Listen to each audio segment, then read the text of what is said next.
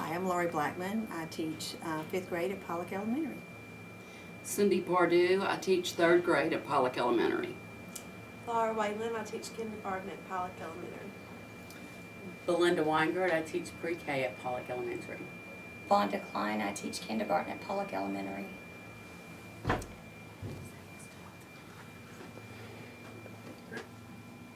Okay. As more countries become industrialized, there will be a rise in middle class that will want and demand products and services. Presently, 96% of the world's consumers live outside of the United States, and that number hit 97% at the end of 2012.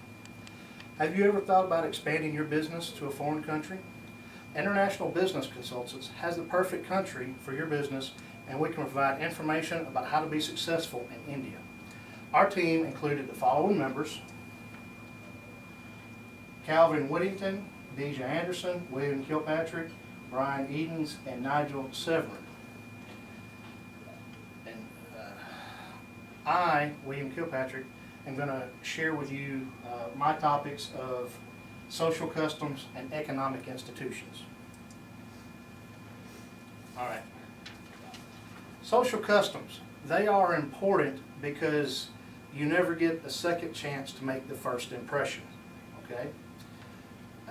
If you offend somebody, which is easy to do when they are from another culture or another country than you, chances are you will not be able to get their business. So we're going to start off with a greeting. Indians prefer the greeting Namaste, which is where you put both hands together and you do the slight bow. That is for business partners and men in general. Women are the nose on. You cannot touch a woman, period. Women may shake other women's hands, but a man is not supposed to touch an Indian woman. Whenever you eat at an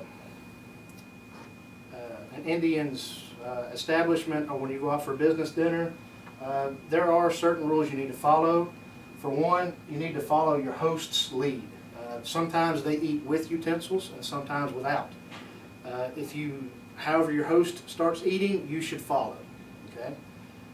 You should never feel the need to clean your plate, because an Indian will always come back and refill it. They never want you to have an empty plate in front of you. All right? When you eat, you use your right hand only. Okay?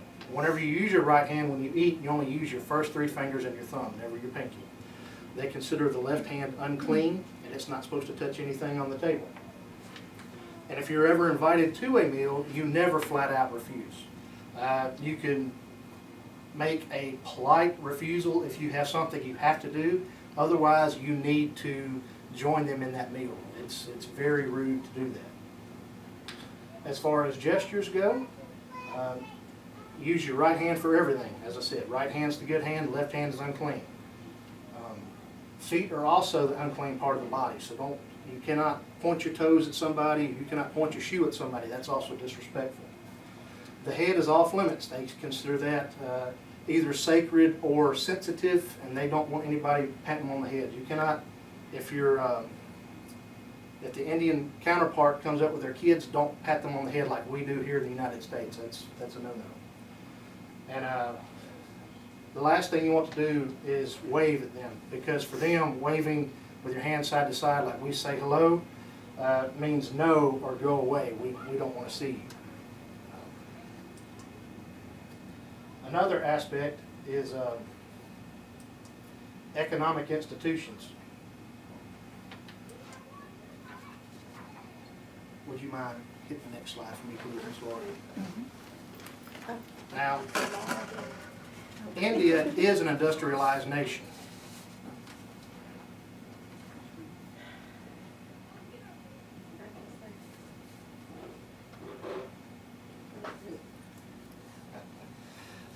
They have a very large gross domestic product.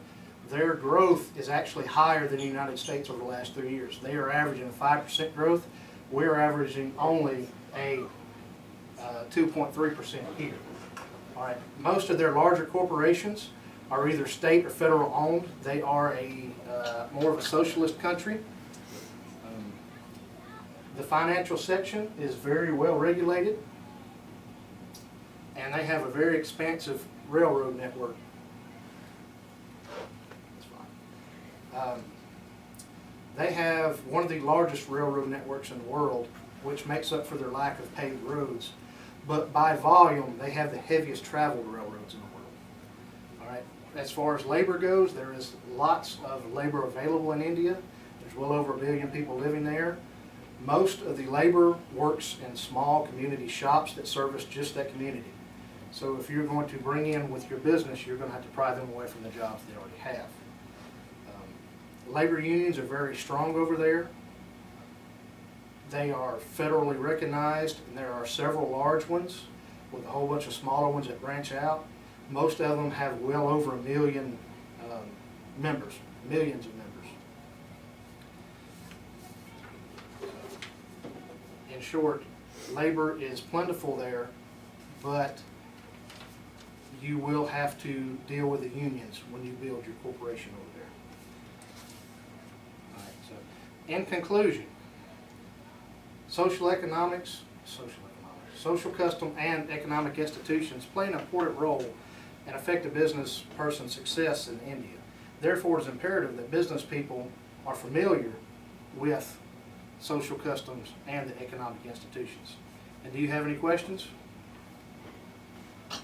If you're interested in learning more about the establishment of a business in India, please contact us by December 15th of December 2014 and receive a free consultation with our team. Thank you very much.